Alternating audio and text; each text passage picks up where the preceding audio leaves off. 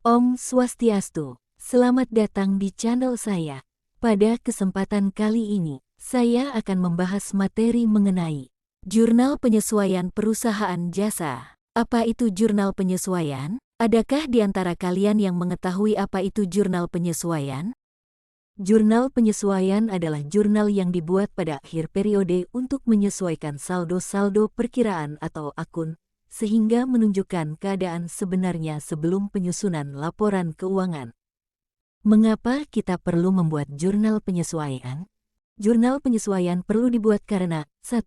Ada keadaan di mana transaksi telah terjadi tetapi belum dicatat, seperti beban yang belum dibayar, pendapatan yang belum diterima, penyusutan aktiva tetap. Kedua, ada keadaan di mana transaksi telah dicatat, tetapi saldo perlu dikoreksi, seperti beban dibayar di muka dicatat sebagai harta, beban dibayar di muka dicatat sebagai beban, pendapatan diterima di muka dicatat sebagai pendapatan, kesalahan pencatatan dan sebagainya. Apa tujuan pembuatan jurnal penyesuaian? Tujuan pembuatan jurnal penyesuaian antara lain sebagai berikut. 1.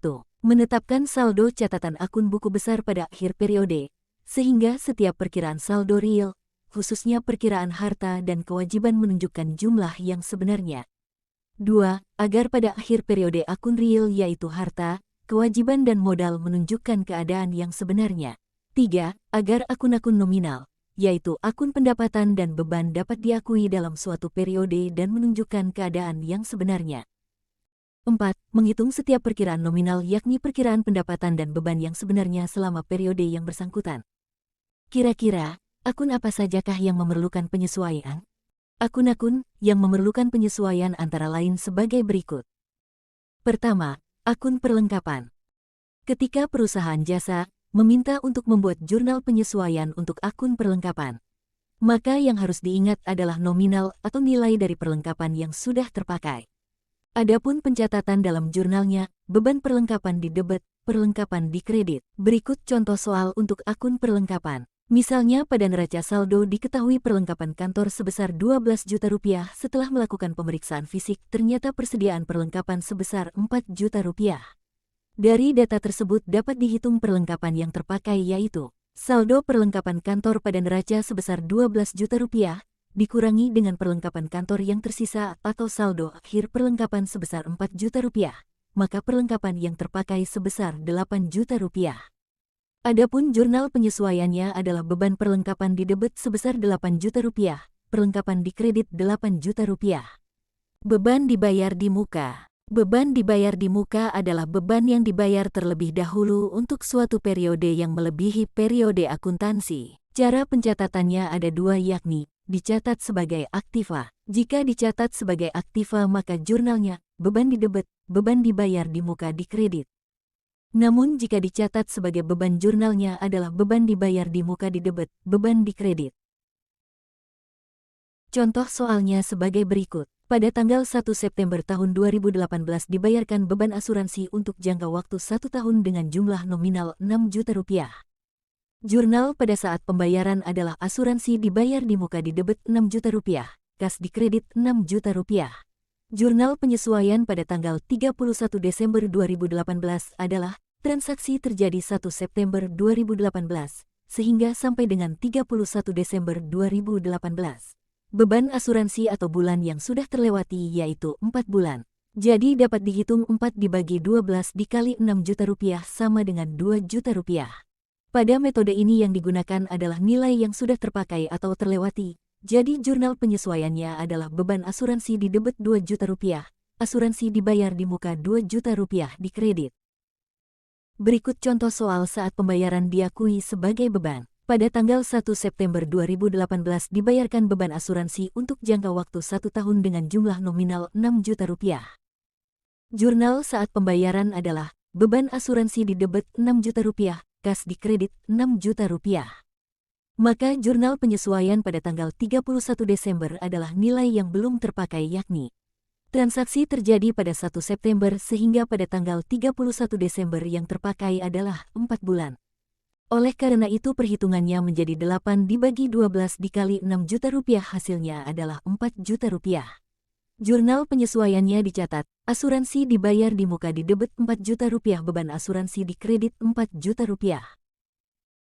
Ketiga, Pendapatan diterima di muka. Pendapatan diterima di muka adalah pendapatan perusahaan yang akan diterima di beberapa periode, tetapi sudah diterima di awal periode. Jurnal penyesuaian untuk akun ini dapat dicatat sebagai utang atau pendapatan. Jika dicatat sebagai utang maka jurnalnya adalah pendapatan diterima di muka di debit, pendapatan di kredit, sedangkan jika diakui sebagai pendapatan maka jurnalnya pendapatan di debit, pendapatan diterima di muka di kredit. Berikut contoh soal pendapatan diterima di muka. Baik saat diakui sebagai utang maupun sebagai pendapatan. Jika diakui sebagai utang contoh soalnya sebagai berikut. Pada tanggal 31 April tahun 2018 telah diterima pendapatan sewa untuk 1 tahun sebesar 60 juta rupiah. Pada saat transaksi jurnalnya adalah kas di debit 60 juta rupiah, sewa diterima di muka di kredit 60 juta rupiah, sedangkan pada saat penyesuaian tanggal 31 Desember sewa diterima di muka di debit 40 juta rupiah, pendapatan sewa di kredit 40 juta rupiah. Nilai 40 juta didapatkan dari 8 dibagi 12 dikali 60 juta. Jika diakui sebagai pendapatan contoh soalnya sebagai berikut, pada tanggal 31 April tahun 2018 telah diterima pendapatan sewa untuk 1 tahun sebesar 60 juta rupiah. Pada saat transaksi jurnalnya adalah kas di debit 60 juta, pendapatan sewa di kredit 60 juta. Jurnal penyesuaian pada tanggal 31 Desember adalah pendapatan sewa di debit 20 juta rupiah, sewa diterima di muka di kredit 20 juta rupiah. Nilai 20 juta rupiah didapatkan dari 4 dibagi 12 dikali 60 juta. Keempat, beban yang masih harus dibayar. Beban yang masih harus dibayar adalah beban yang masih harus dikeluarkan oleh perusahaan pada akhir periode. Di akhir periode perusahaan memiliki beban yang masih harus dibayar sehingga akan menambah beban. Adapun jurnal penyesuaiannya beban di debit, utang beban di kredit. Berikut contoh soal. Beban yang masih harus dibayar, misalnya beban listrik bulan September tahun 2018 baru akan dibayar pada Oktober tahun 2018 sebesar Rp900.000, maka jurnal penyesuaiannya adalah beban listrik di debit Rp900.000, utang listrik di kredit Rp900.000. Kelima, pendapatan yang masih harus diterima. Pendapatan yang masih harus diterima merupakan sebuah pendapatan yang telah menjadi hak dari perusahaan, tetapi masih belum diterima. Dalam hal tersebut akan membuat piutang pendapatan akan dicatat sebagai pendapatan perusahaan dagang pada periode terkait. Pencatatan dalam jurnalnya piutang pendapatan di debit, pendapatan di kredit. Berikut contoh soal pendapatan yang masih harus diterima. Misalnya perusahaan melakukan jasa perbaikan yang sudah selesai dikerjakan tetapi belum diterima pembayarannya sebesar Rp500.000, maka jurnal penyesuaiannya adalah piutang di debit Rp500.000, pendapatan di kredit Rp500.000. Penyusutan aktiva tetap. Penyusutan merupakan kerugian yang ditanggung oleh perusahaan atas penurunan nilai aset tetap. Penyusutan berguna untuk mengetahui nilai ekonomis dari aset tetap yang sebenarnya.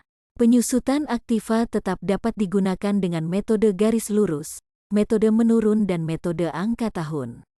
Pencatatan dalam jurnalnya, beban penyusutan di debit, akumulasi penyusutan di kredit. Adapun contoh soal penyusutan aktiva tetap. Misalnya diketahui pada periode 2018 peralatan mengalami penyusutan senilai Rp1.500.000, maka jurnal penyesuaiannya. Beban penyusutan peralatan di debit Rp1.500.000, akumulasi penyusutan peralatan di kredit Rp1.500.000. Demikian materi jurnal penyusutan perusahaan jasa kali ini. Semoga bermanfaat dan terima kasih, sampai jumpa lagi pada video pembelajaran berikutnya. Om Santi, Santi, Santi Om.